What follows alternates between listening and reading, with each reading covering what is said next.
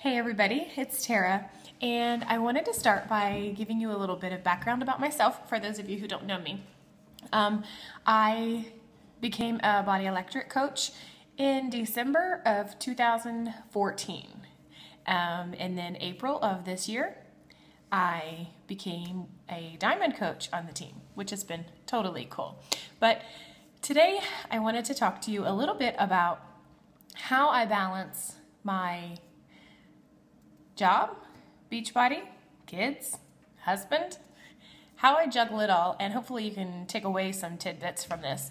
I do have two daughters who are both in school. I have a kindergartner and I have a third grader.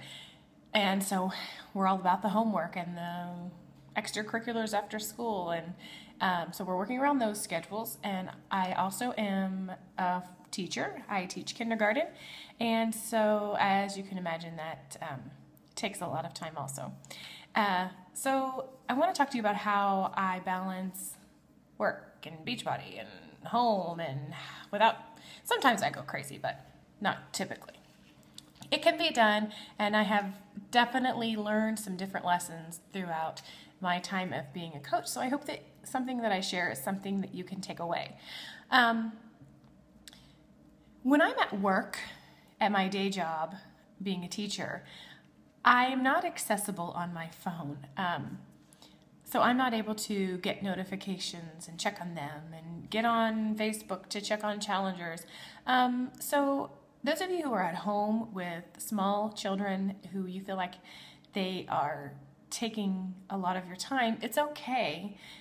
You can put your phone away. You don't have to be accessible 24/7 as a coach. And that is one thing that I have learned, and I've learned to be okay with. I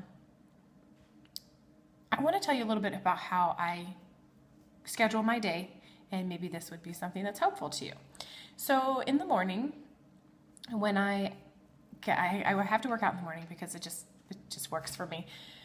And then when I'm getting ready, that is when I listen to a podcast for professional development. And if there's one for sure thing to take away from this is to be engrossed in some type of personal development. It works for me to just listen to a podcast in the morning while I'm getting ready for work. In the morning, I will also check on groups that I have challengers in, and I will check my notifications on Facebook. But I don't get into my messenger in the morning, and I will talk about that more in just a second. So once I get to work, I told you I can't get to my phone when I've got a room full of 5-year-olds who need me, because as you can imagine, they don't really do many things on their own. So the next chance that I have to check my phone is at my lunch break. And so I will get back on at lunch and check to see my notifications, and I still don't get on Messenger. And here's what I want to tell you. If you're a person who feels like if you read the message, you're going to have to respond right away, it's best to just discipline yourself to not even check the message. I had to do that. I felt like when I opened that message, I had to get back to that person right away. So that started to take more away from my teaching job, and I ended up being farther behind there. So I've learned that it is okay. If I don't even look at Messenger, it will show me that I have some messages, but I don't even get on there until the evening, and I'll tell you about that in just a second. When I get home from work, after I go pick up my girls, and then we get home and I'm cooking dinner, that's another time where I might catch up on notifications with Facebook. I still don't get to those private messages yet. If my daughters happen to be in the kitchen helping me, or my husband, then I actually put my phone up on the shelf and I leave it there, because I don't want them to have this vision of me as a mom who with the phone in her hand constantly. I don't have to be constantly available for my challengers. So it's okay. I'm okay with putting the phone away. And that is really something that was hard and a learned thing for me too, because I felt like I had to always respond, always reply to somebody's comment to me. And it's okay if you don't do it immediately. Okay, so the rest of the evening is devoted to my daughters and their homework, and if we've got drum lessons or softball practice, basketball camp, whatever. The next time that I actually get on my phone is after my girls are in bed. And that is when I will open Messenger finally, because at that point, I am much better at being able to respond to the person's questions. I'm able to actually sit and read their message instead of just scrolling through really fast to see what they said and think of something quick to respond with.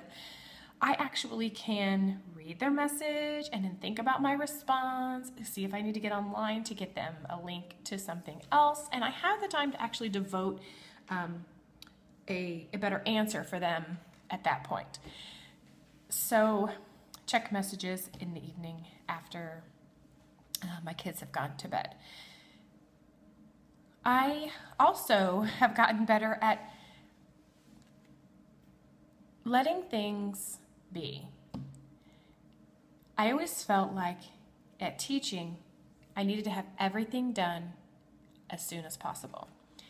And now I've learned with trying to balance Beachbody with work, with my teaching job, I would bring teaching stuff home all the time. I don't get paid to work at home for teaching. I get paid at home to work for Beachbody. So it was like, duh, Tara. I mean, the teaching stuff, if it's not immediate and it doesn't have to be addressed the next day at work, then I just let it stay there, okay? It is, so prioritizing what you really need is huge when you really sit down and you think about things that need to be done. So speaking of that, how about a to-do list? I love them, seriously. But I did learn here's another lesson I learned with to-do lists. I would write everything down on a piece of paper for everything I needed to do. And it was so scattered that I had a hard time thinking. I couldn't even come to grips with it because I had so many things on my list. So here's what I do now.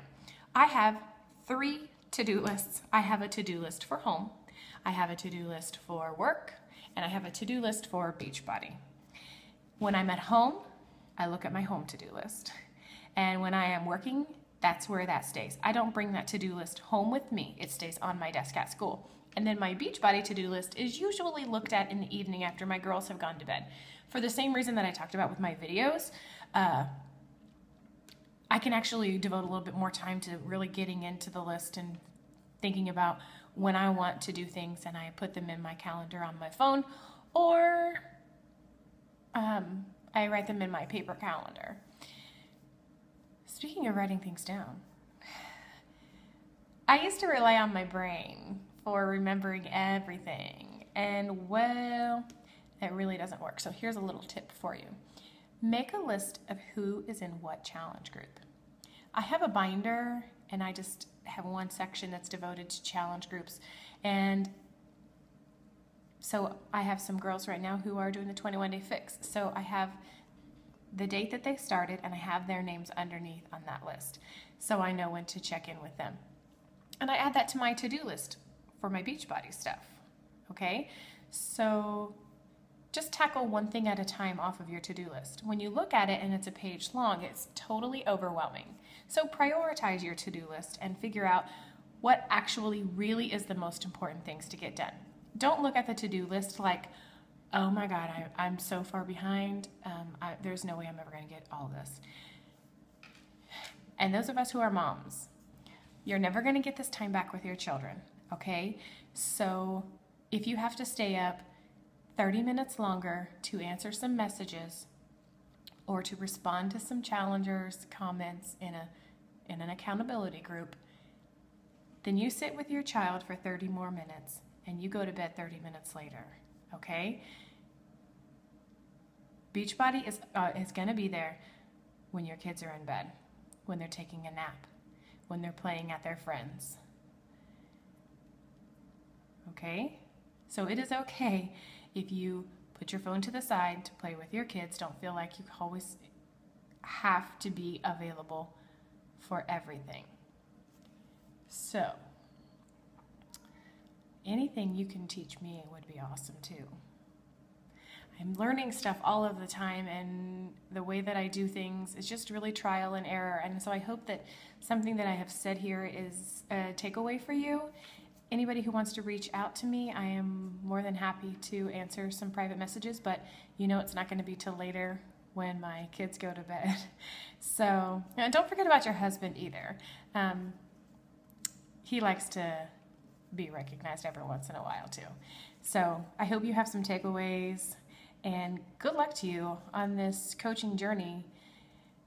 Take a deep breath and just take it a day at a time. I'll catch you.